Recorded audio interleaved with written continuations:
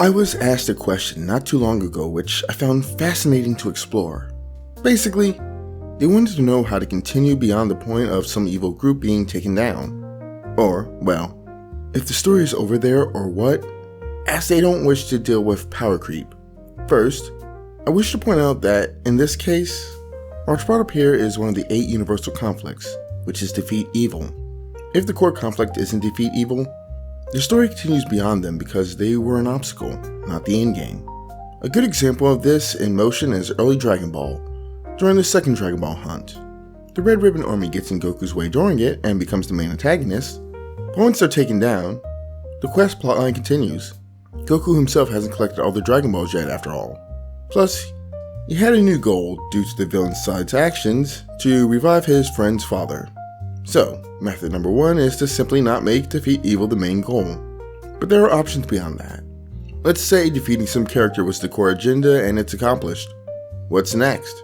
Well, there's all kinds of ways you can have loose ends that still need to be tied up. You could spend some time exploring the consequences of the conflict. Let's turn to one of them in my favorite Tales games, Tales of Vesperia, for example. The big bad of the narrative is the Commandant of the Imperial Knights, Alexei. The entire plot is linked to him through various ways. Plus, he's also a perfect evil counterpart to the characters such as the protagonist Yuri, who himself was going down a dark path with his willingness to kill corrupt bureaucrats who use the law to get away with things, and Yuri's lawful friend and rival Blin, who likewise wanted to reform the system by working on the inside and rising through the ranks to make things better that way. In most stories, the climactic showdown with him would be the end. In Vesperia, that's the end of the second half of the story.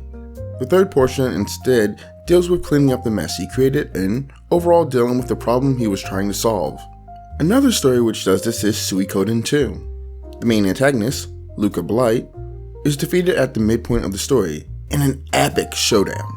The rest of the story deals with addressing everything born from the mess he created and all the political issues there.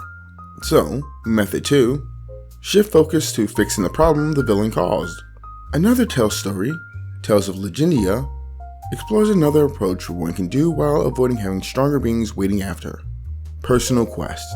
Legendia made the interesting choice of having a lot of the characters' personal narratives go unresolved, leaving tons of material for the second half, which it called the character quests. There is a powerful entity at the end of the character quests, but within each quest, these tend to focus heavily on the character's personal stories.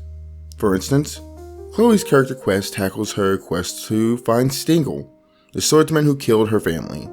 When it comes to the power scale, the main quest's final boss, who is powered by a god, is a much bigger and more dangerous issue than Stingle, who is just a swordsman that they already defeated. However, for Chloe, the entire situation with Stingle is a greater deal, especially when it leads to things like her fighting the protagonist, who she was in love with, and leaving him to die in a cemetery. There's a lot to that story I am not discussing, which I want to, but the key thing here is to think about storytelling beyond physical conflicts. And let's say you do want to keep focusing on defeat evil conflicts, but don't want to keep doing power escalations. You can create all kinds of different oppositions who attack from different angles. This is why Araki created stands in JoJo's Bizarre Adventure. Part 3 Dio is different type of antagonist from, say, Part 4 Kira or even Part 1 Dio. Each offer up their own challenge.